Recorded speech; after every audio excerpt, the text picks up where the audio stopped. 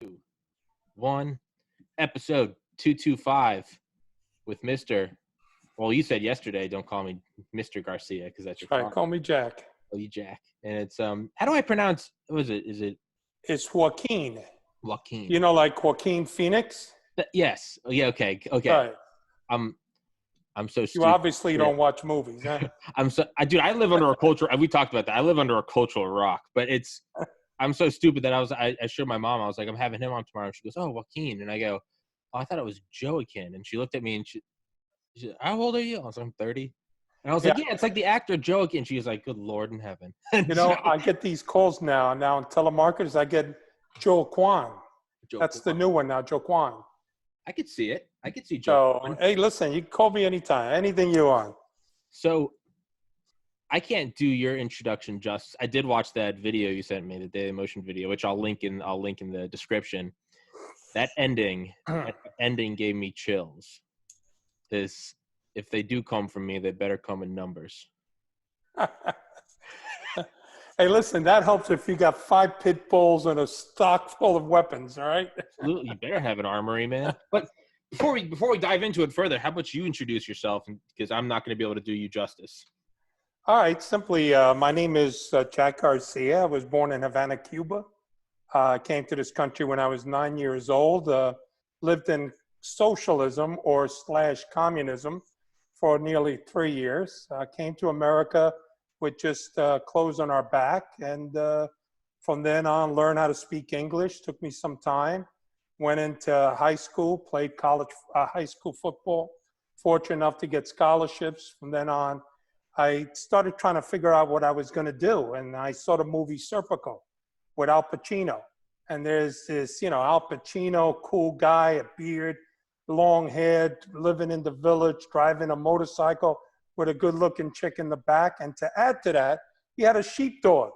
I mean, where do I sign up for being a cop, right? Yeah. So unfortunately for me, it was back in the 70s when they were taking all kinds of cuts, the NYPD.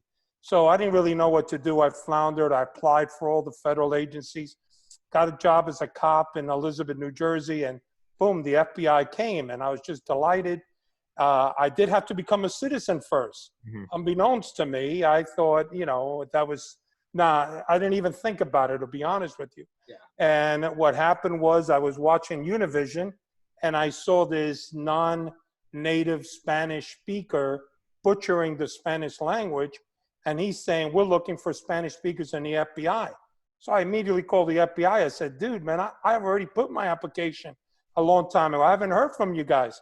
He gets back to me the next day and he says, because you're not a citizen. So I went in forward and became a citizen in 1976. And then I went through this scrutiny background investigation because I am born in Cuba. And after I got in the Bureau, I requested Freedom of Information Act and found all these CIA reports saying that in as much as that he's Cuban, the possibility of a mole could exist. Mm-hmm. So I dragged on all of this, series of polygraph, et cetera. Next thing you know, in 1980, I became an agent. I was trying to find my niche. Originally, I want to start getting involved in bank robbery, fugitives, some light terrorism with the Cuban anti-Castro group. And then the FBI started working narcotics in the early 80s. And boom, here I am in natural. I got, a Spanish speaker and a guy who grew up in, in the Bronx. So, I didn't kind of represent the demographics of the FBI, is usually everybody there, I didn't mirror those demographics. They all looked the same. They wore 3-piece suits and all that. And I came along. So I was very lucky to start working undercover work. And that kind of became my little niche. I worked 24 out of my 26 years solely dedicated to working undercover. I worked over 100 major undercover operations and countless buy-bust, street buys, doing all these kinds of deals, mostly in the world of narcotics. From then I moved on to do other investigations, Russian cases, Asian organized crime, murder for hires, political corruption, police corruption, and then finally somebody said, hey, I think we can get you to pose as an Italian and I think you could infiltrate the Gambino crime family. So then I said, I'll have what you're drinking, because that just that was caught me off guard. I eat black beans and rice, maduros, and all the Cuban food. Now I got to eat pasta. Not that I'm complaining, but it's something I had to do. So I got in working undercover, and the case was over. We took down a lot of gangsters, and we kind of shamed them in as much as that, I'm a Cuban-born guy posing an Italian. Got so close that actually was being proposed for membership to become a made man. Yes. And afterwards, I guess I did 26 years. I was getting a little tired. I want to retire at 20, then 25, 26. I said, you know what? I'm passing the baton. I wanted somebody else to come up and start, doing what I was doing. I had enough, and I wanted to dedicate my time with my family since I just had a recent, my daughter was born in the year 2000. So I retired in 2006. I got a lot of book offers, and it kind of, in hindsight, I laughed because, here I am, been working dopers, the Mexican cartel, Dominicans. I've been working Cubans. I've been working Colombians, and they are more violent. They generate more money, and yet you don't see too much of it. I remember taking down tons of cocaine and not even make the newspaper. But you arrest one wise guy who's 70 years old, you got front page news. So, I mean, it's insane how Hollywood and the media is obsessed with organized crime, and yet those really bad guys are out there. And don't get me wrong, these guys are bad guys by all means. But why are we overlooking that other serious problem? It should have the same type of targeting as they do with the traditional organized crime guys. Yeah. And that kind of sums it up. And here I am with you, Tom. And here we are. Yeah, you go. I'm sorry, you have to be my name. You go by Thomas, because when I was out in the streets, you'd be Tommy. Yo, Tommy, what's up? I'm Tommy. Most people know me as Tommy. But it all depends on what I'm going by, right? Family, Tom, right? 99% of people, Tommy. Got to be professional, collared shirt, Thomas, right? Right? If I just right. Yeah. And your parents, Thomas, just like my parents, Joaquin. Oh yeah, exactly. Yeah, no, it's everyone always asks me, like, what do you prefer to go by? Like, I don't know. I never really thought about it. I don't really care. I don't know. I just generally look in my direction and yell. Yeah. So I've had a guy on here before, Paul Whitcomb, episode 96, who helped rejected the final plea offer by John Wayne Gacy to get him the lethal injection. And he and I have become good friends over the last 4 or 5 months. And he's a brilliant guy as a lawyer in Chicago, but he's a really big historian on the Chicago outfit. And I texted him last night and I was like, hey, Paul, I was like, look who I'm having on. Well, after he came on this podcast, he and some friends started a podcast because they got so nice. And he goes, yeah. And he sent me a link. And it wasn't Paul, but it was his friend. And it's you with him. He goes, yeah, we already had him on. And I was like, you just stole my thunder, man. I was like, I was just going to slide it in there. I was like, hey, Paul, look who I'm having on. He goes, oh, yeah, he's a cool guy. I talked to him. And I was like, fuck you, man. Who was it? Is that the one with John Toohey? Yes. Yes, a great guy. John Toohey is a great author. And actually, I was in his show with Paul and a couple of the other guys. Yeah. But Toohey has written quite a few books on organized. In fact, I think he's taken over Facebook. Yeah. Everything in Facebook is some kind of new page. Yeah. Very smart man. Yeah. Killers, clowns, and yeah, it just goes on and on. I just read the beginning, new page, invitation. Then I look at it and I say killers, clowns, and I go, hope I'm not in this thing, misfits, miscreants, And that's the goal. I'll link that too for anyone interested. Yeah, that's my buddy Paul. And I was like, I'm about to blow this guy away. I sent it to him, and I was just like, cracking my knuckles, and I was like, I got this. The other week I had on Charlie Duke, the youngest man to ever walk on the moon. That's amazing. Alive. Wow. Well, I sent that to all my friends that work in like NASA, right? And oh, holy shit! And I'm brushing the dirt off my shoulder. That's what I thought I was gonna do last night with Paul. I was like, hey, Paul, check it out. Just nothing. Oh yeah, he's a neat guy. I was like, you backstabbing son of a bitch. Yeah, thanks for the recommendation, right? Yeah, right, yeah. So, but yeah. Well, I need to get an episode with Paul on here with you. But Yeah, so just listening to that 13-minute bit you sent me is, yeah, it's you're going through about like the small mannerisms and things that, and another one of the lines that kind of, I'm an anxious person just in general, and anything makes me anxious really. I'll call someone and then I'll get anxious that they're going to pick up. Like, why the hell did I even call them? But you're talking about in there and you're like, The Sopranos, you can do a couple takes. And you're like, with this, you go, there's one take. That's That it. is true. That is the thing about undercover. I've actually taught in the undercover school of the FBI, and also where there is invitations with people from foreign police departments that come. And of course, there are different laws governing undercover type work. France has what they call provocateurs, or something like Inspector Clouseau or something. You Yeah. know, yeah, exactly. But anyway, it's kind of funny when you do these schools. Is I know the FBI had a big influx of applicants when the movie Silence of the Lambs came out. Yes. Everybody wanted to get into behavioral science unit, you know? And now they watch Donnie Brasco came out a long time ago, and they hear about undercover. Say, that's not the way it works. Undercover work is not somewhere that you could go to a school and be taught this art.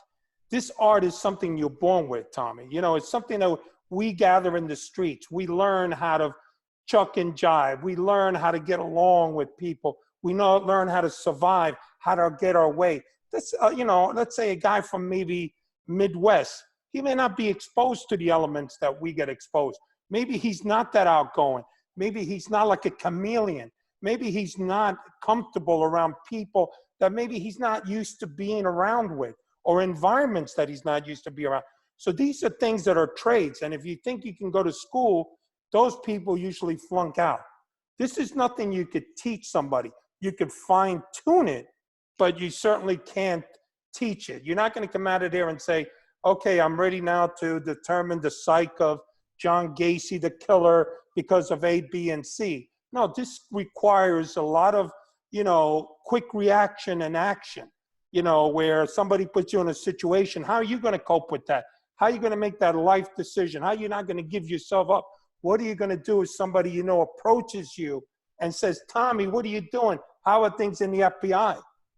So these are things that you naturally, you can learn as far as ways of doing it, but it's more like what on the street. So what I had to do is, I think I was blessed from my upbringing that I had, where having grown in New York, and my personality is outgoing. Mm-hmm. And one of the things that you said, and it's right, when you do undercover work, there are never any second takes. The only time there's a second take is if you finish your undercover and you realize your recorder is not on. And now you say to yourself, in today's world and climate, because early on when you started undercover work, an FBI agent stood in court and said, this is what happened, and it didn't happen this way. Now that's because back then it was a different time.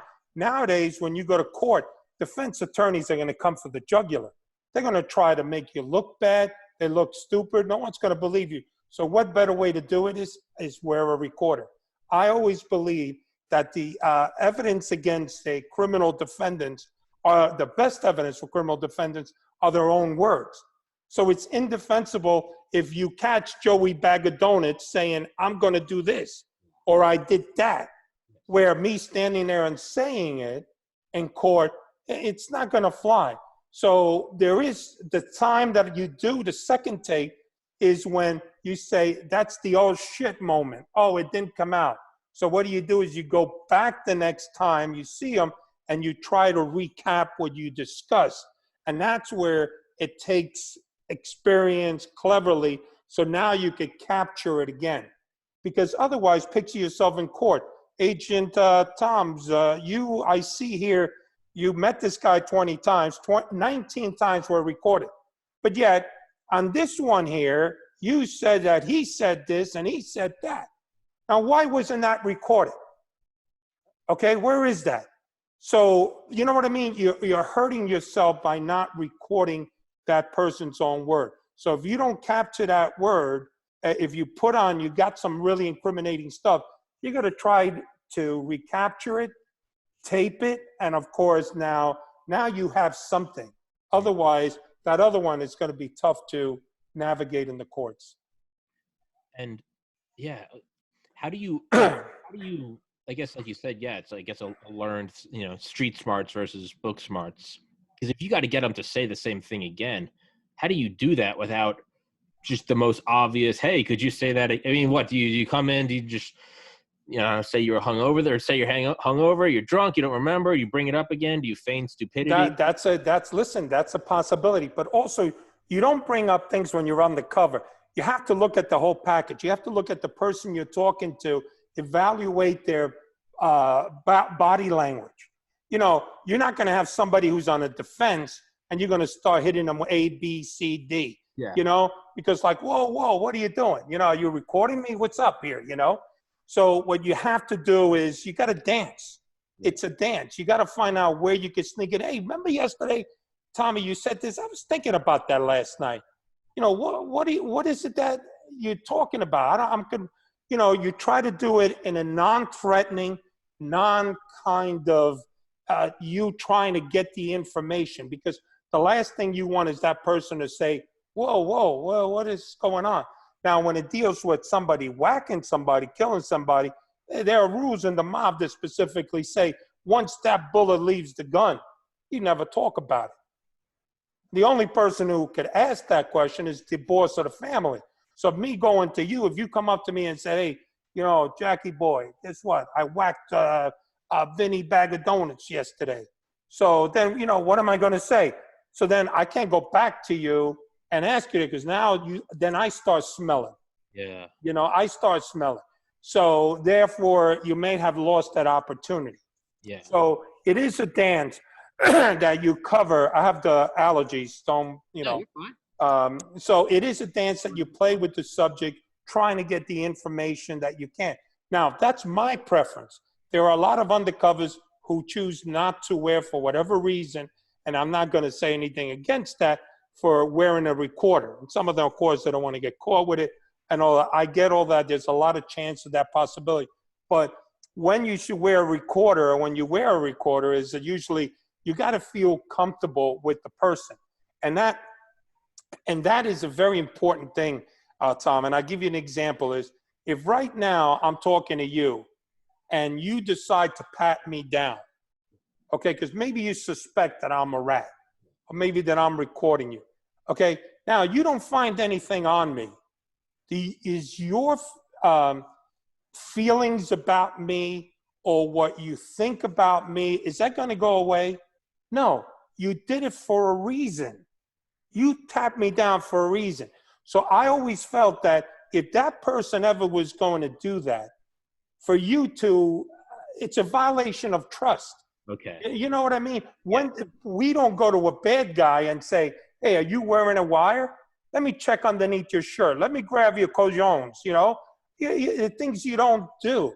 So wearing a wire is dangerous. People don't choose to wear it for whatever reason. I respect that. That's their call to do. But I did it the easy way, because I felt that if I had the wire on, I could get the guy. Yeah. Yeah. And that's why I chose to wear a wire. Yeah. I never thought about that. You're right. There's like a certain, it's like, if you're going to like bluff, if you're going to lie, like go in and embrace the whole thing. Like if they pat you down and they don't find anything, yeah, you're right. That feeling's not going away. They're probably just going to shoot you while you're sleeping. So it's right. It's a distrust, right? They have a distrust for you. And so, sometimes, I mean, luckily in all the cases and people ever done, that's never happened to me. Now, why? Maybe it's my size. I am an intimidating guy. Yeah. I admit it. I'm a huge guy, especially after Sunday dinners. But maybe they fear that. But also, I always looked at that as a double-edged sword, because as big as I am, if, let's say, for instance, I'm going to get whacked for some reason or other. Yeah. Now, somebody's going to whack me. Hey, maybe I'll say before I get whacked, I'm going to say, whoa, wait a minute, guys. Look, I'm an FBI special agent undercover, okay? I got guys outside. You guys are going to get killed. You can't do that. Now, picture this.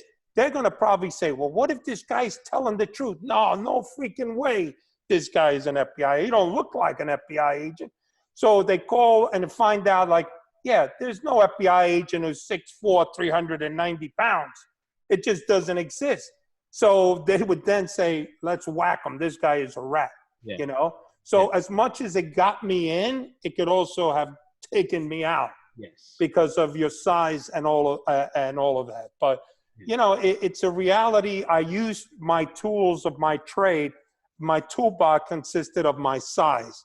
You know, it consisted of my way of talking to people, was my outgoing personality, try to diffuse them, not be, because, you know, I never go into an undercover like a badass. I'm not Luca Brasi. Yeah. Because once you're up here, you can't go down. But you could be friendly and say, hey, I could kick it up. You got issues? Let's talk about those issues. But that's how I did it. I kind of kept an even keel to who I am. Yeah. 6'4", 390. That's awesome. You should see my sister. Oh, forget about it. But you're right. I'm only kidding. My sister's almost size. He's going to whack you now. Yeah, exactly. Yeah, I never thought about that, but it makes sense. I was gonna say, do you play poker?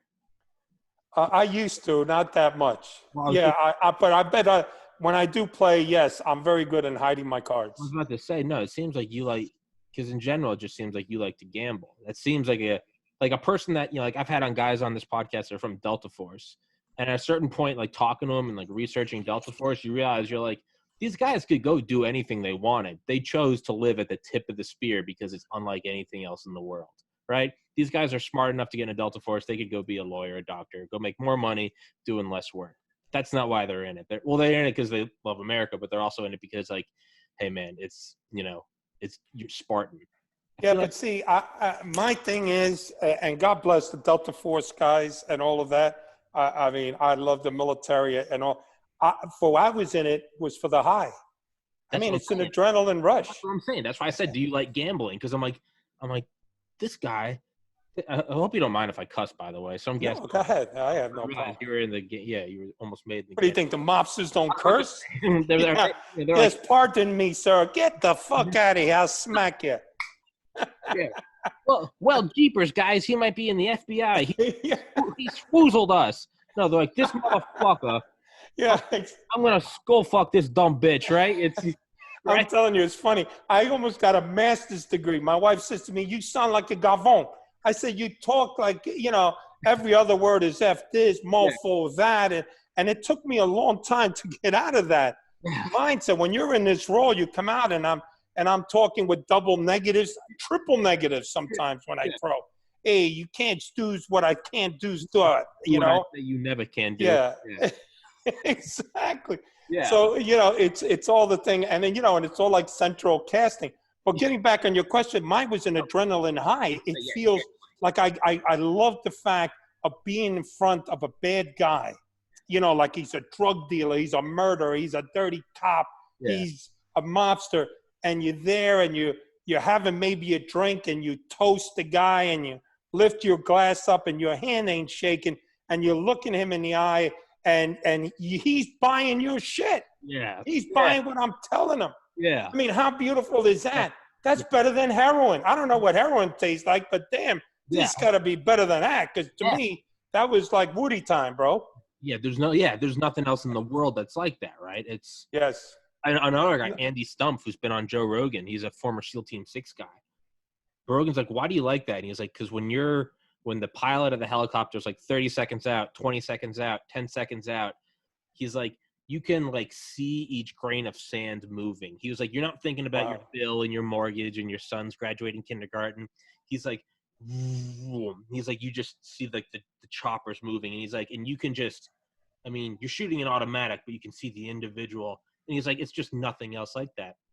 And that's why I asked if you gambled. I'm like, this guy, and that's when I asked if you'd mind if I cuss. And say, this motherfucker, this guy, you like to go all in. You're right. Yeah, no, fuck meth, fuck heroin. It's like, it was a natural high. But, you know, same, I guess, with the military, you're right. It's it's just a feeling that you love, and that's why you do it. Sometimes you get an undercover and you got a guy who says, yeah, I worked this case, maybe a couple of cases. But, you know, when you get the hardcore guys who've done this for a long time, guys like Jay Dobbins, Lou Veloz, Vince Cefalos, you know, they're guys, of course, in the FBI that have done this where this is all you do. We didn't use this as a platform to become a boss. We didn't do this as a platform. This is just what we like doing. We were just regular street guys that lived off the high, you know, to us. Yeah. Okay. What do you got? It was like a chess game too. Like here I am, I'm working one day posing as a Cuban drug dealer. Then I'm posing as a mobster. Then I'm posing as a Colombian. Then I'm posing as either a drug dealer, money launderer, warehouse guy, hitman. All of these roles, it was just like, you know, like a method actor. Yeah. Which is in essence what you do. You get into your role, and just like in Seinfeld, with George Costanza, the guy says, well, you're not an architect. And he says, I'm not? You know, like, I'm not a drug dealer? I'm not a gangster? What are you talking about? Yeah, and it brings it with you. Like, you know, you take on that persona. And the cases I worked, I never came home. But when I came home, my wife would see, like, somewhat of the changes. But she grew up in that lifestyle because her father was a homicide detective. So being the police, she knew that I was out there doing things. But picture that, I come in one day, I'm wearing a beautiful $4,000 Zegna suit. You know, I'm wearing crocodile shoes. You know, I'm driving a 500 Mercedes, and there's a Renault in the garage. You know, hey, how you doing? Diamond, 5 carats, solid gold Rolex, the crucifix. You know, my nails are done. Yeah, fuck yeah. Exactly. So, you know, you get on this role, and the more you do, you become that person, because you have to become that person. You cannot not be that person, because that could be the mistake that can get you killed. And that's and that level of mistake. It's like, I mean, I imagine it's probably similar with like Secret Service, right? It's one thing if you botch a military operation, we can try next time. Man, if you're protecting the president, it's like one and done. You can't fuck this up. Yeah. And that's what it is you're walking on that wire. Yes, exactly. And you know, Tom, you mentioned something. I always keep this note to myself where it's so true about that. It says, bravery is not the absence of fear. Yes. But the mastery of it. Yes. Okay. And that has always sticks with me, because people, like, even in the military and all that, or what I did, and no, it's kind of, look, you're afraid. I'd be lying to you if I said to you I was fearless, that I wasn't worried that I was going to get killed or decapitated by cartel guys, or family could have been. Of course it's fearful, but you cannot show them the fear. It's all about keeping it inside and keeping it real. Because if I said to you I wasn't afraid, I have no business working undercover. Yeah. Because then I'm reckless. Yeah, you're fucked. Yeah, and it's going to wind up getting me killed or somebody killed. So we know how to control our fear. Yeah, I'm afraid of freaking spiders, for crying out loud. But around somebody, the mob was here, I let that spider crawl all up and down my head like this. Like, hey, what the hell? What's this? You know? Yeah. But if he wasn't there, I'm going, holy shit, what the hell is it? Yeah. Hitting the high notes. Yeah. Exactly. Yeah. It's you're right though. It's the guy I have on here, the Delta Force guy, Dale Comstock. That's what he said, is like when he was in the CIA, and he can't admit he was in the CIA, but when he was in the CIA training in Indige and like Afghanistan, he always said, he'd be like, you don't want fearless men.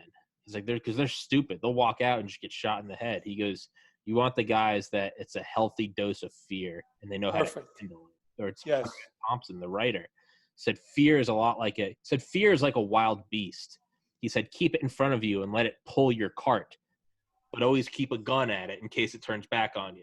Another great saying. Yeah. Well, it's true. It's true. And I've met guys who are undercover, and they're like, they get offended if they're not saying, like, one guy came up to me once and goes, hey man, I heard one of your things. You're saying that you were worried, you were feared.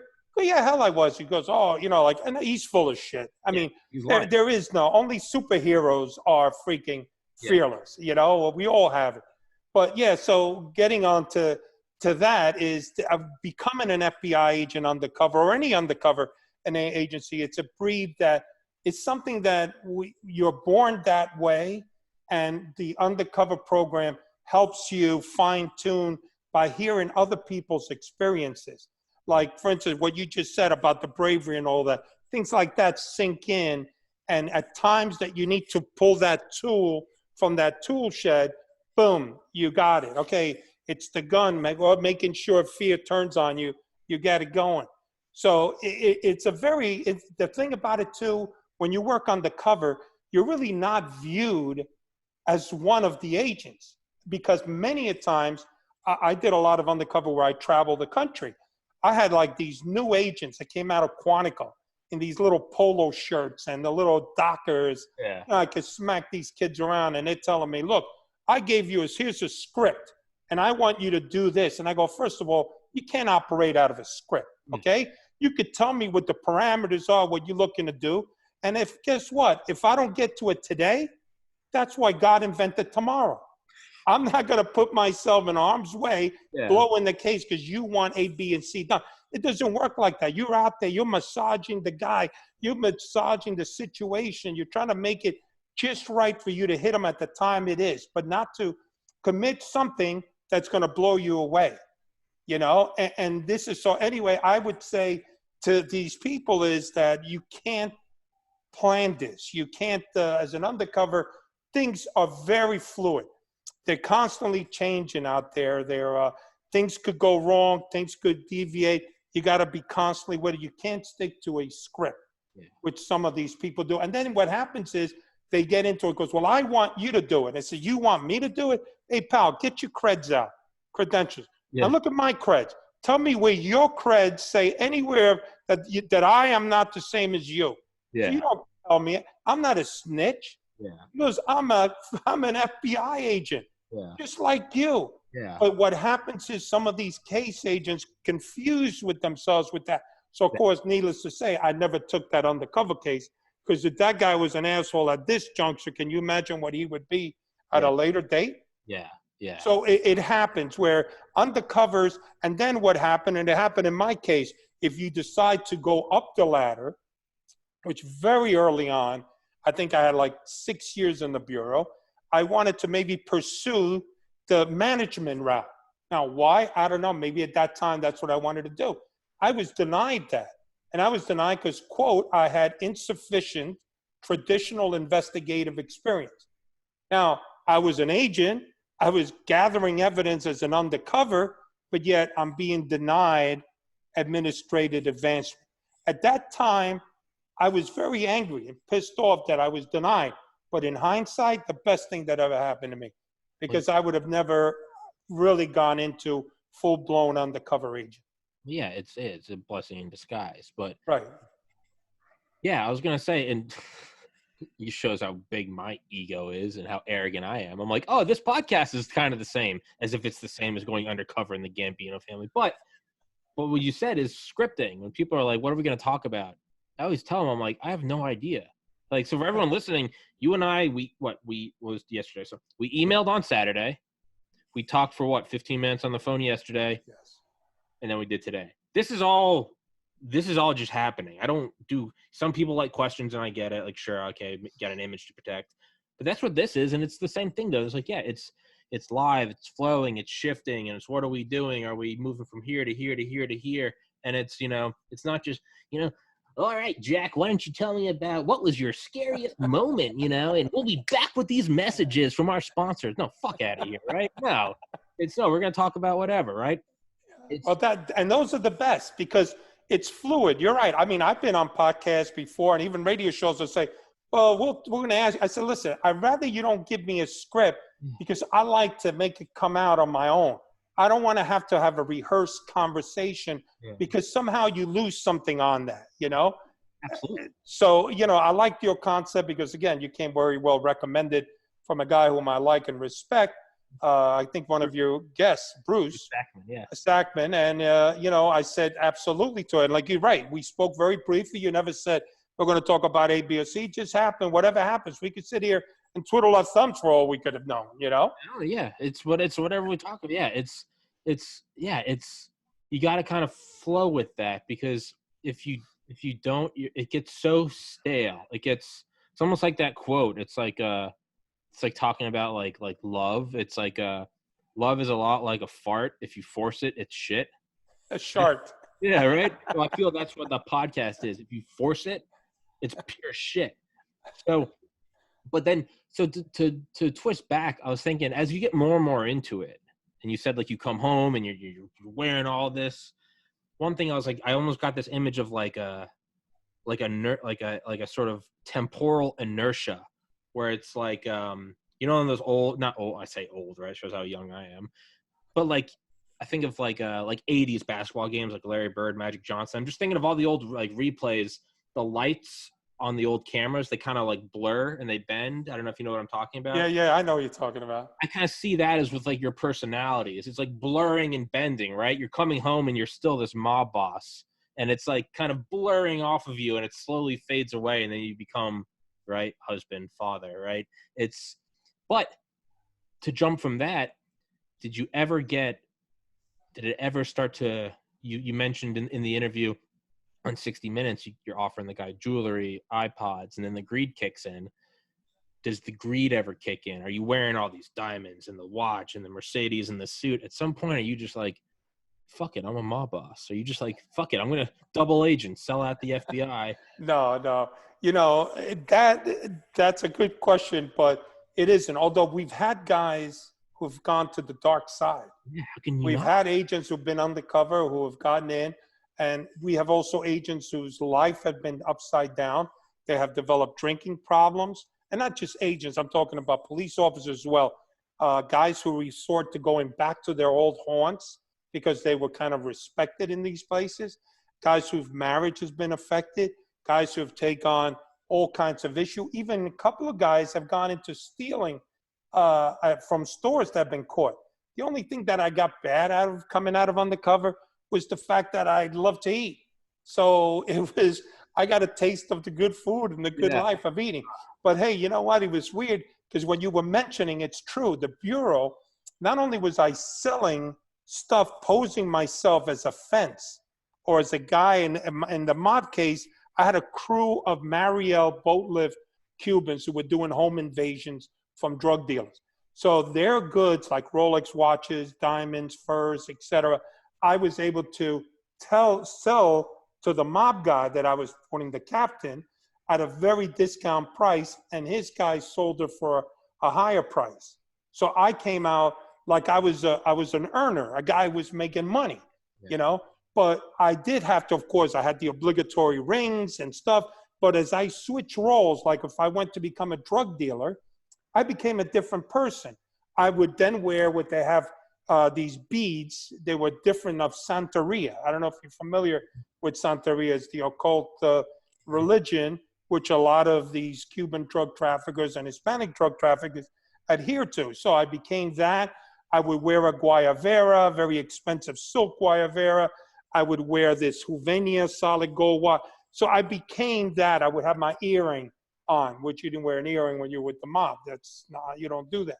So, and of course I couldn't grow my mustache at the time, but I'm beard. But that's what you do. You assume the role, and these were the uniform, you know, that, and every time I did that, I became that person on my way to doing it, because I had apartments all through the city, different cases.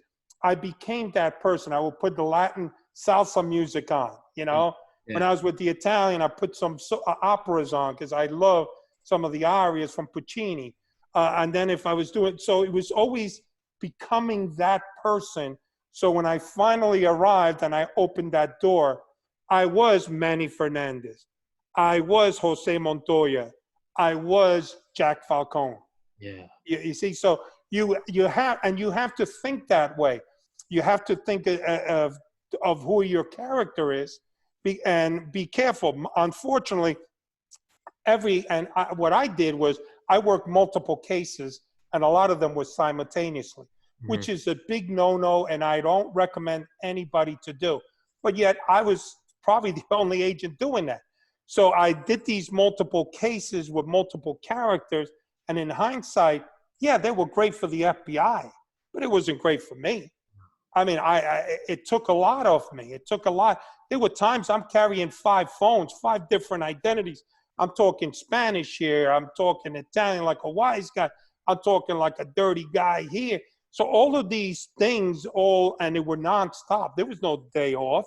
So that's why when I did come home, which was very, very, very rare, you know, and one of the things that I always give credit to is for my wife. Yeah. I mean, the fact that she endured this, the fact that she supported this, is made my job safer and I think successful. And by safer, I mean is if you get in a situation with your spouse when you're fighting about this, because I've missed weddings, I've missed all of the events we could do, some holidays as well.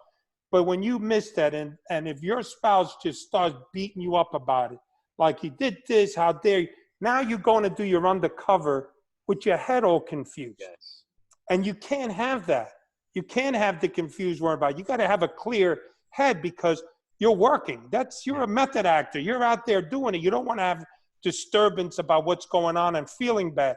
So a lot of my success, and I think as undercovers, always do go to the spouse, whether male or female, because they're the ones who kind of support you and don't get on you. Now, once the case is over, it's a different story. Yeah. You know, now where are you going? Who are you talking to? What are you doing? Yeah, now you're not off. Yeah, you're right. It's because you can't have your head fucked up going into work like that. You're home. Exactly. Listen, and I've seen guys do that with issues, and there's are things you cannot have, you know, and that slip could really, you know, take you over the top, you know. Yeah, speaking of allergies. So you're like me. I got allergies all over the place. Dude, I'm falling apart. I don't know how I've lived to 30 a while ago. Hey, listen, I'm surprising people every day. I just hit 68 years old. All right, so let's. I saw that. Yeah. I was like, I wasn't even. Vegas had me not make it checking out at 55. Jesus Christ, it's brutal. It's yeah, man. But I guess how does. You said that you had contingencies, right? So if they say, "Hey, was it Omerta, the blood code of silence," right? Yeah, the cement of blood, what the Nazis called it. If they're gonna say, you know, you're gonna go whack this guy, and you said, you know, you had it all planned out, you're gonna have a heart attack, right? And did you have other contingencies? Like, what if you start losing your cool? What if, you know, anxiety comes up? Is it just, even though you're not an anxious person, even though you said, like, you know, you lived for this, did you just plan for it as a contingency? I don't, you know, I hope my house never gets flooded, but, you know, you buy flood insurance just in case. Did you ever have something? Do you have like a Valium, or do you have like a but a serious question, because I mean, like, no, I know what you're saying, but yeah. Okay, there's a lot to dig in there. Okay, the first part.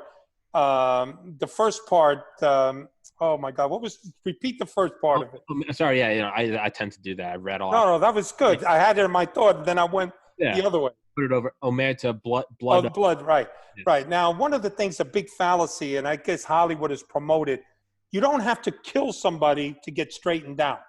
Okay? You could be called upon to kill somebody, or you could be called upon to be part of the hit. So it would be, Tommy, you dig a hole. Okay? Jack, you be the getaway car. Joey, I want you to be the block car, and you go dig another hole. So that's part of it. The shooters, they have shooters to handle that. What they were looking for and have always been looked for are earners. Guys who are going to make money, so the money flows always, and the bureau goes up. Mm-hmm. Never does it come down. So they want these earners to go out there, shake down businesses, put companies on record where they're going to give Christmas bonuses, where they're going to do payments, where they're going to be able to put money in their pocket. That's what it's all about. Now, if they want to whack somebody, they have those guys. But half of those guys, they couldn't even add 2 and 2 together. So they get to do is whack people because they're just psychopaths who would do that, you know? Yeah. But it's not a criteria that you got to whack somebody. There are guys who've never whacked anybody who are in the mob for years. Now, getting back to the second point of it all was that, what are my plans, okay? I talked about that on 60 Minutes, that, you know, if that ever came up, I would, of course, I had a good excuse, which will bring us to part 2 in a minute. But what happened is I would feign that I'm having a heart attack. Hey, look, it's going down. And 2 things would happen. Either they would take me to the hospital and I would be able to make a phone call because I had it all prearranged with the case agent, this guy named Nat Parisi and Chris Munger, that they would know that, hey, go find this guy, track him down, and stop whatever's going on, okay? Or number two, they could just open the car door, throw my fat ass out, and I'd be dead with a heart attack. Yeah. So we don't really know. So because, you know, with them, like, hey, we got to whack the guy, to hell with him. Yeah. He's having a heart attack. Hey, have a nice day, you know? Yeah. So any of those things could have happened. But the contingency plans that we didn't have outside of communication. Like every once in a while, if I was in a place, whether it was a social hall or I was at a restaurant for an inordinate amount of the usual time that I was in there, I would get a call from the guy outside posing as my gumad, my girlfriend. And he would say, hey, how you doing? I go, oh, yeah, baby, listen, I might be here a little longer. I get to see you later, probably another hour, sweetie, okay? Well, I'm talking to a guy uglier than me, you know? But they don't know that. I think all guys are uglier than you because you're beautiful, Jack. Beautiful. Right? So I would do that, you know what I mean, to cover myself. Now, what you said, the second part is so true. That happened with me what happened is I joined the union, which was a big thing for the FBI to do, a dirty union, local 305, where the reason you joined the union is for your medical coverages for you and your wife. Mm-hmm. So the captain corrupted this union, and what happened is he says, look, guys, I want to take everybody in to get a physical. So, of course, you go to a mob-friendly doctor. So unlike you and I, when we now go to a doctor, you sit and you wait for an hour or two, right, reading stupid old magazines. You walk right in. So we walked in, 5 guys. We get 5 sitting around. The doctor goes, all right, guys, you go here, you go there. Well, they found out that I have atrial fibrillation. Okay. Now, the FBI never knew that. Now, I get this fibrillation. I had to know what is an irregular heartbeat, et cetera, right? So, of course, they gave me what they call a Holter monitor, which at that time was big, and they plug you up like an EKG. And the old man was with me. The old man, I mean the captain of the Gambinos. And he says to me, look, Jackie, I'm going to the diner. You handle what you got to handle here and meet me at the diner. So now I'm getting worried because I'm hearing atrial fibrillation, your heart, irregular beat. Am I going down? My family, you know, I'm like fluttered. But then I said, okay, I got to stay the course. Let's do this test. I'm doing the way any doctor would, right? So doctor says to me, look, Jack, whenever time you're doing and you change something you're doing, like if you walk, you walk for 5 minutes. You were sleeping for 8 hours, whatever the case, you jot that down. So he wires me up. I go to the diner. I'm a nervous wreck. I walk in. We're sitting down. Right, guys eating, you name it, you know, sausage and bacon and eggs and whatever. And all of a sudden, the old man smacks the table real hard, and he says, we got a problem. And everybody's looking at us. About maybe 7, 8 guys. He goes, what's going on? He goes, we got a rat among us. So then I go, what do you mean we got a rat? What's going on? Everybody's saying, who is he? I'll kill the fucking guy. Who is he? You know? So he gets up. He's walking around. He walks by me, right? And he says, it's Jackie Boy. He rips my shirt, and I got these freaking suction cups of this marker thing on. Yeah. And I did a classic Jackie Gleason, humana. I said, Craig, what are you doing? So he goes, you're the rat. You've been recording this, haven't you? And I go, right, what are you talking about? You know what's going on. And then he smiled, like, laugh. And he goes, Jackie got a bad ticker. The doctor put that on. I'm fucking with you, Jackie Boy. So I'm sitting there like totally drained, right? So little did he know that I actually was wearing a recorder, but I had it down my shorts. But that tape is priceless, okay? I'm going to sell that tape on eBay, by the way. But wait a minute. The next day I go back and I give the doctor the machine, and he puts it in the computer. It comes back. You see a straight line, then you see beep, exactly. And he goes, holy shit, what happened over here? And I go, what happened over there? Greg DePalma called me a rat. That's what happened over there. Holy shit. So you talk about contingency. Now what happens is, now I'm worried. The story goes on. I says, I got to get this checked. The guy goes, listen, I need you to do an echocardiogram. I need you to do this. I'm booking you for the next day. Unlike you, 6 months from now, I got the next day, you're going into Manhattan. You're going to do an echo. I go to the Echo. I'm sitting there. Thank God I went by myself because my apartment was in Manhattan. This place was in Manhattan. So Greg goes, you want me to go with you? I go, no, Jack. No, Greg, that's fine. So I'm sitting there, and all of a sudden they plug me around, and I see these busy bees running around, and I'm going, oh, this doesn't look very good with all these nurses and doctors. And the guy says to me, hey, doctor comes over, he goes, hey, you feel anything? And I go, no, why? He goes, well, your heart rate was like 300 or whatever it was, some astronomical number. So he goes, you got to go right into the emergency room. And I go, what are you talking about? So he goes, yeah, your heart rate. He says, and I really didn't feel a thing. So I said, wait a minute. So now I'm in the quandary. What do I do? This is a case that I'm working, okay? This is not my life. I said, if I call my wife, I know the answer to that, okay? If I call the case agent and tell them what's going on, they're going to pull the plug, okay? So I go to the emergency room by myself. Of course, I couldn't call the old man because then all the guys would come, and I'm more worried about Jack Garcia, the agent, not Garcia, the mobster, So I go in, they give me all this medication and all of that, boom, it gets controlled. Now, the next day, I of course, called up the case agent. I told him, look, I'm okay now. It just have an ongoing atrial fib. You got to be checked. So I told my wife, and I told him, he says, well, look, I got to go on record with this. I said, look, do me a favor. Don't go on record with this yet. Okay, let it play out. We don't want to, I know what the Bureau is going to do. They're just going to shut it down. We make so many strides. We're getting too close. As long as I'm taking the medication that I'm supposed to be taking, what's the difference? So we kept that hush while I continued with that. So that just kind of shows that the contingency plans could be out the window when reality kicks in.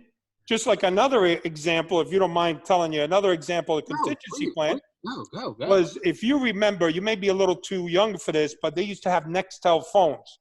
Nextel was a walkie-talkie phone. You familiar with that? Right. So I gave the old man a Nextel phone, which of course we wired. Yeah. All right. So he had a new toy, and his toy was he would Nextel all day long.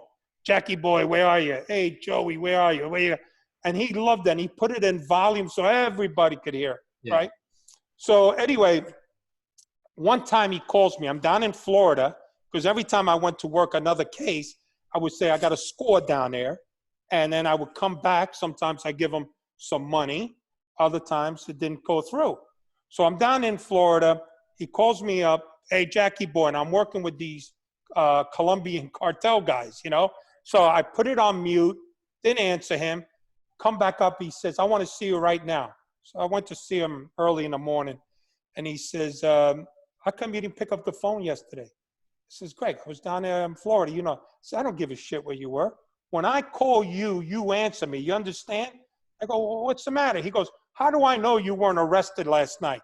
How do I know you ain't cooperating? I said, you got to be kidding me. He goes, from now on, I don't care what you're doing, you pick up that phone. I says, all right, you got it, boss. No problem. So months go by. My mother-in-law passes away. Loved the woman, right? We're at the wake.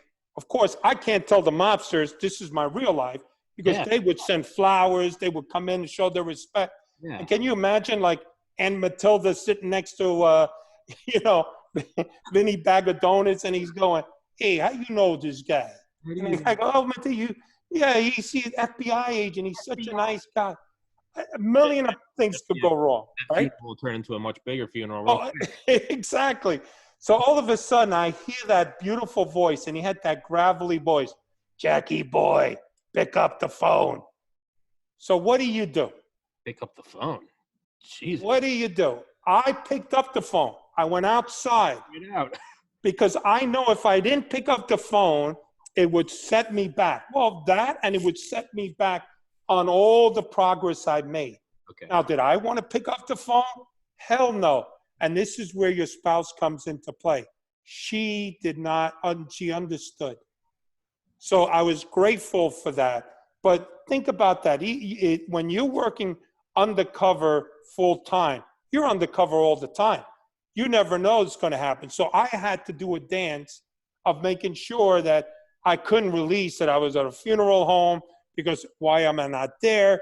There was so much accountability that I really didn't want to. I separated my lives. Was it tough? Yes. I went to dinner when waiters tripped themselves over to treat me, Jack Falcone, because I knew Greg De Palma and I was in his crew. And when I went as Jack Garcia, I went like all of us do. You wait in the bar until your table is ready. Yeah. You work like a regular schmo that we are. Okay? So I went from VIP to whatever. We'll get to you. Your table's not ready yet, sir. And then the table is ready right by the freaking kitchen. So that was the treatment. But these are things that, that happened to you as undercover, and the change in life that goes on. And I went from wearing a Rolex watch. My wife bought me a Rolex watch when I retired from the FBI because she knew I had one, but not the president. But hey, you know what? It's okay. Rolex. I mean, I wore it for years, and then all of a sudden I got to get like a Seiko or a Timex, Yeah. So I went from my, so it was all kinds of adjustment to get out of it. But what felt great is that the phones don't ring. Now I don't bother checking half the time what messages are. Back then it was always constantly phones going off, voices here, not picking up. But the difference was when you deal with the mob, Tom, is a lot of accountability. Okay, there's a lot of deference that has to be shown to mobsters. Where when I was working the dope cartels, if you call me, the way they do business, if you call me, I'll get around to calling you. Or I'll text you certain codes that have been pre-programmed that they know their meanings. But when I do see you, I don't get that, why didn't you pick up the phone? I don't get where were you? Because they have their own little style. I don't have them anything to know. We're just a business deal. So when you deal with the mob, all of that accountability is important in the mob world. They need to know where you are, who are you, where did you come from. And I was very fortunate that I, through the help of the FBI, created an airtight case about me that could have gone any type of scrutiny. And even I took it a next level up. When I was in Florida working a case, I said, you know what? I told them the story that my parents died a few years back and that I was from Miami, Florida. So let me ask you this, Tom. You're down with the old man, and all of a sudden he says to you, hey, let's show respects to your family. Let's go to the cemetery, drop some flowers off. What are you going to do? Oh, fuck. Well, I found a Mr. and Mrs. Falcone in Florida. I would take you to that place. I would put the flowers and hope that the real family would not come. But I wanted to cross every T and dot every I, because that's the way that they work. Yeah. So, you want to make sure that there's no stone left unturned. And just like getting back when I was with the old man, Greg De Palma was a celebrity in New York. And why? He used to own the Westchester Premier Theater, which is a place where Frank Sinatra played in the 70s. Sammy Davis, Dean Martin, Bette Midler, Dionne Warwick, Diane Ross. You look up on eBay, look up Westchester Premier Theater, and you can see all the programs of all the people. That was a mob joint. Okay. That was owned by the mob. That was before Atlantic City came in, that they owned this place. And it's also the place where the famous photograph when Frank Sinatra is around these mobsters that showed up at a Senate hearing, and his arm is around Greg De Palma, the guy I was with, and Paul Castellano, who was the eventual boss who was killed by Gotti, Carlo Gambino, Jimmy the Weasel Fradiano, all of these guys that was taken in the back of the concert that came back to haunt Frank, whether he was a patsy for the mob or was he a patron saint. Yeah. So that came out. But the Westchester Premier, so every time we went out, you would get these distinguished, well-dressed, gentlemen, coming up and says, hey, Mr. De Palma, I loved your club. I went there and I saw Dionne Warwick. I saw Sonny and Cher. I saw Elvis. And they would come up, and then Greg would stand there and he would ask for a card, your business card. And as they're talking to the guy, literally kissing the mobster's ass. I'm going to myself, run for the hills. What are you doing here? This guy's going to try to get in your pocket. Yeah. So sure enough, after he left, he would say, oh, this guy does it. And he would store them. He would carry with him about this many cards that he would pick up from fans, people who loved what he ran at this Westchester Premier Theater. But his thing was, how do I get to put their money exactly in their pocket? Because there's one thing about mobsters. They're excellent in detecting the weak and those that could be subjected to extortion plots. And Greg DePalma was a master at it. Jesus. And I was going to say, yeah, it's even hairier with Sinatra, because then you got Sinatra hanging out with JFK. And the whole thing gets a little hairy, huh? Well, listen, Frank Sinatra was a regular. I saw all the pictures of that Greg DePalma had. He appeared, I think, 4 times at the Westchester premiere. One time they scammed him. They told him that he was going to get the, what's the name of the special medal that it's giving to a secret kind of society. And it was all a setup. And then he said, okay, what else could I do? So they set up an event that Frank appeared, and all that money that's supposed to go to Frank went into the mob's pocket. And it was called, it's a very old traditional, oh my God, it skips me. Anyway, I know I wrote it in my book, but that's the kind of thing is that they are just looking for people to put their hands in their pocket. And Frank was one of them, Dionne Warwick, Diana Ross was on there. So the who's who. I remember going there when I was in college. I went there on a date. It was like the hottest thing to do. All the bands would go. And then later on, who knew that I would take down that guy, you know? Good Lord. That's, yeah, it's, to circle way back around, I don't know why it just popped into my head. You said I remember you saying cash flow always goes up. Does that mean the FBI supplying you with cash is always going up? No, that means in the mob. Yeah. The way the mob operates, this is probably for the viewers. You meant going up the chain. I was going up the chain. I thought you meant constantly having to up the amounts. No. What would happen is, as you know, let's say if I'm on, what they originally do, the mobsters, they put a guy on record. Mm-hmm. Okay, on record means that now you're under our umbrella, our protection. Then you move to an associate, which is usually on record you are a connected guy or associate. Then when you get straightened out and you go through this ceremony, you become a soldier. Then that soldier reports to a captain. So each family has a whole bunch of captains. Under them are soldiers and associates. Mm-hmm. Then you have the administration, which is the consigliere. There is the underboss, and then there's the boss. So now if a associate, let's say because of the help or somehow an introduction to something makes money, he greases the soldier. Soldier in turn gives money to the captain. The captain in turn kicks it up on top. Now, the guy I was with was very, very savvy because he knew, unlike a lot of guys who don't want to let go of their money, but you have to, because, hey, listen, this is what the life is. They have to. He gave a little more because he felt that by giving a little more, if he stepped on his crank, that was going to help him. And I think that was a magic formula how it helped Greg throughout his life. He always loved to give more to the boy, made himself like valuable, you know? So, but it's always idea of kicking money up. You can't hang out with the mob just because you're a funny guy, you're a witty guy, you're an intelligent guy. You hang out with the mob and you're protected by the mob if you're making money for the mob. Absolutely. If you have some kind of use for them. If you don't have a use for them, then you're just a civilian, you know. But these guys who are associates, a lot of them aspire to become made men. But not everybody wants to become a made man, nor does everybody who's an associate ever gets to become a made man. To become a made man, usually a soldier and a captain have to agree that you're a guy who plays by the rules. And by that, I mean you kick money up. By that, I mean you keep your mouth shut. You're a guy who's who could do jail time. You're a guy who's capable of violence.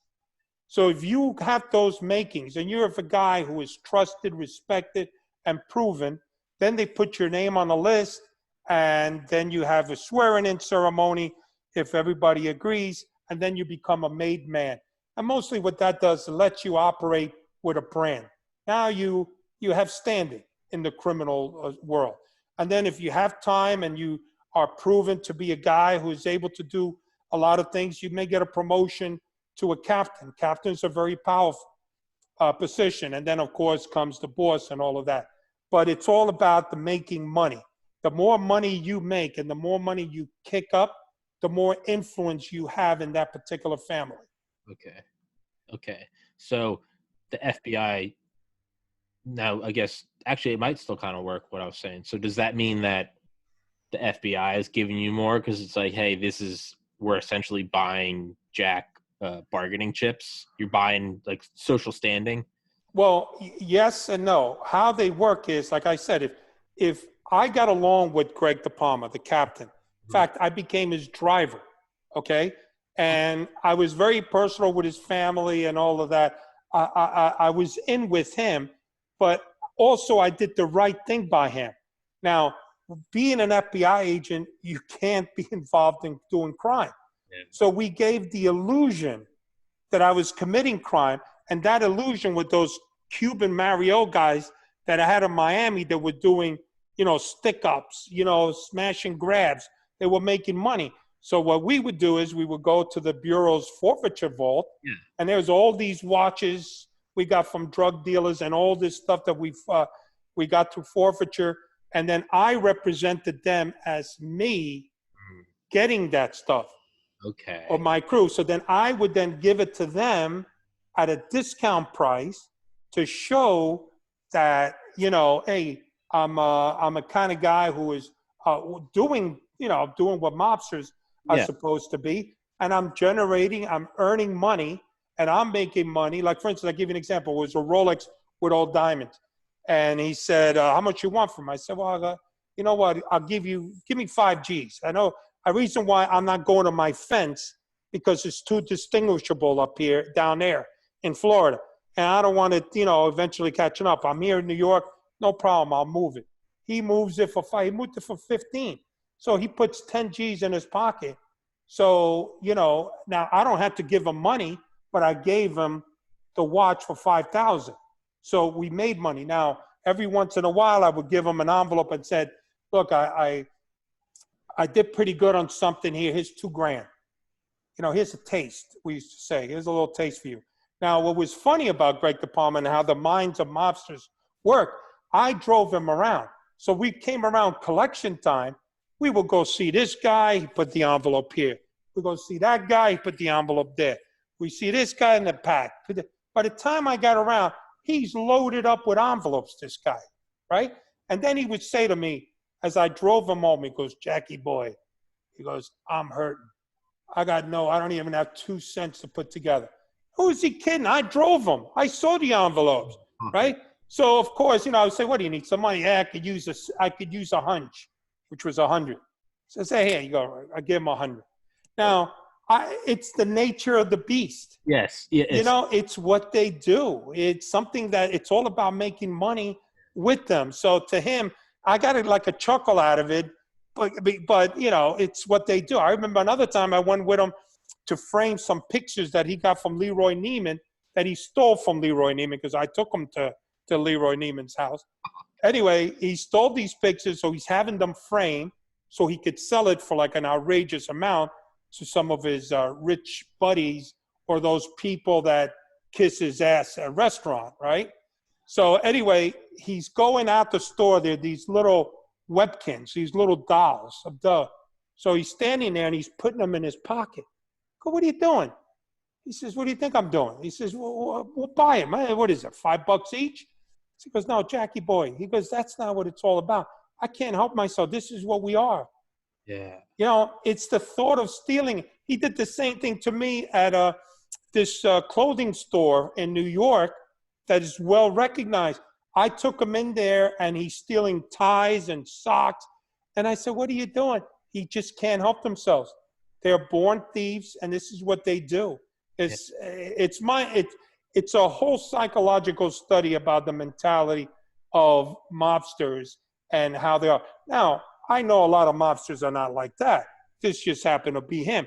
But there you have a mixture of everything. You got some guys who are generous, some guys who are tight, and some guys who rob you all the time, you know? Yeah. And it's, Jesus, I was gonna say, yeah, it's probably a bit of a power move too, right? I'm hurting. And he knows full well that you know that he's got money. It's a power move. And Exactly. you're gonna say, gotcha. Here's Yeah. here's 100, right? Right. And he doesn't need that 100 because every time we went out to dinner, somebody paid the meal, I paid the meal. He never went in his pocket. He was like that Geico commercial of the alligator. He has those little arms. He never went in his pocket. Yeah. He also used to say, crime don't pay. That's why I don't pay. Crime don't pay.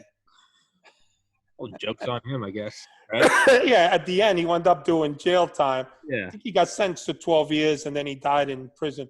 But he was a tough guy, and he loved to talk, and we in the FBI loved to listen.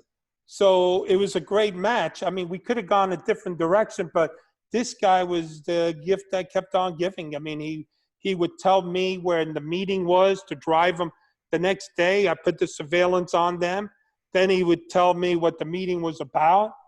You know, it was a really fascinating relationship. And people always ask me, well, you know, were you close to him? Because he was close to me, I thought. No, because I knew what he was, you know. I mean, I've done a lot of guys as undercovers that I've actually tried to talk out of doing bad stuff. Like I talked to them with him. I said, you sure you want to do this? I said, you know, you're moving into a different territory. And I think I even wrote that in my book about one guy in Atlantic City. Like, well, are you sure? You know, this is not what you do, man. Why are you getting involved? Oh, I could make some money. I said, make money some other way. Yeah. And then when they get locked up, you say to yourself, well, I told you not to do it. Yeah. You know, because it's something that, you know, where Greg De Palma, it's all he ever wants to do. That's all he ever wanted to be, is a criminal. And he really believed in the core of what a gangster is. He believed he was true Cosa Nostra. That's what he was. He lived that life because that's what only life he knew. Yeah. And didn't want anything else. I was thinking, it's like the end of Goodfellas, right? You order what was it? You ordered like your Alfredo, and you get like microwave lasagna. He goes, you got to stand in line like every other schmuck, right? Exactly. Yeah. I'm telling you, that whole world it really is an amazing world, the way it works, and you know, and also they do a lot of side dealings, and even though we know it's a criminal secret society, it's all about the money, and it's all about getting over, and a lot of the rules that are not written but that are known, like you know, are violated all the time. Like it says you can't cheat on your wife. Well, forget about that. Yeah. Number one, they say you can't rob from other friends. They do that all the time. There's always breaking up rules, but they do have some interesting rules. Like for instance, what I've always fascinated is how they talk to one another. So let's say, Tommy, you're a member of the Colombo crime family, okay? One of the 5 families in New York. And I'm a member of the Gambinos, okay? Now, there's another guy, we'll say Joey Pots and Pans, okay? Now, Joey Pots and Pans, you want to talk to him. Now, you as a made guy know that he's a made guy, but you've never been introduced. So you can't go up to him and go, hey, Joey, you remember me? I know so-and-so. That's a secret criminal society. That doesn't work that way. So you're going to need to find a guy, if you want to talk to Joey Pots and Pans, a guy like me who knows you and knows Joey. So then I would then bring the 3 of us together, and I would say, Tommy, I want you to meet Joey. He's a friend of ours. Okay. That's telling you you're part of us. Okay. Now, if you weren't a made guy, and that tells you could talk to you because you're part of the secret criminal society. But if I said to you, Tommy, I want you to meet Joey. He's a friend of mine. That tells you, be careful what you tell this guy. He's not one of us. He could be trusted, but he ain't one of us. Made guys who take the oath have that protection, so to speak. They are all talk among themselves and exclude even those faithful associates who for years have been associates. They're not part of that inner circle. So those introductions that would say, when I used to go around, I would go, I want you to meet 2 other mobsters that I would meet. Yeah, this is Jackie Boy. He's a friend of mine. So right away, the guy knew. He says, come here, Greg, I want to talk to you. So he pulls the guy over. So they talk mob business. But it was good for me because then when Greg got back in his seat, he said, oh, this guy wants me to do this and that. He wasn't supposed to be saying that, Greg DePalma, but he did. So that's the identification process that they undergo. So I think personally that's pretty clever to, like, you know, where you don't go talking to people, you haven't been introduced, so you got to keep your mouth shut in that world. Yeah. I got to go piss real quick. We're at an hour and 15 minutes. I know you said that's your time. I can keep talking if you'd love to keep. Well, why don't we do that on the second trip? You want to do it in the second trip? Second trip. All right, we'll wrap this one up then. Yeah, I told you I'll sit here for hours. I've kept one guy for 4.5 hours. He was shit, dog! You got me beat. I got errands to run for my wife today. Yeah, I had a military interrogator, and I think I interrogated him. But I was gonna say I still have a ton of fucking questions. So save it for another day. Well, I'm gonna get your book, and we can do all this later. I'll text you, and we can figure out the next episode. Let's definitely do another episode because this was just off the top of the head. This was going. Now I'm going to do some research. I want to get some questions, and we're gonna go into it. And all right. Yeah. Thanks for doing it, man. That was likewise. I had fun and a pleasure, Tommy, and we'll talk soon. All right. Yes, sir. Thank you so much. God bless. Stay safe, and till next time, Jack Garcia. All righty. All right, my man.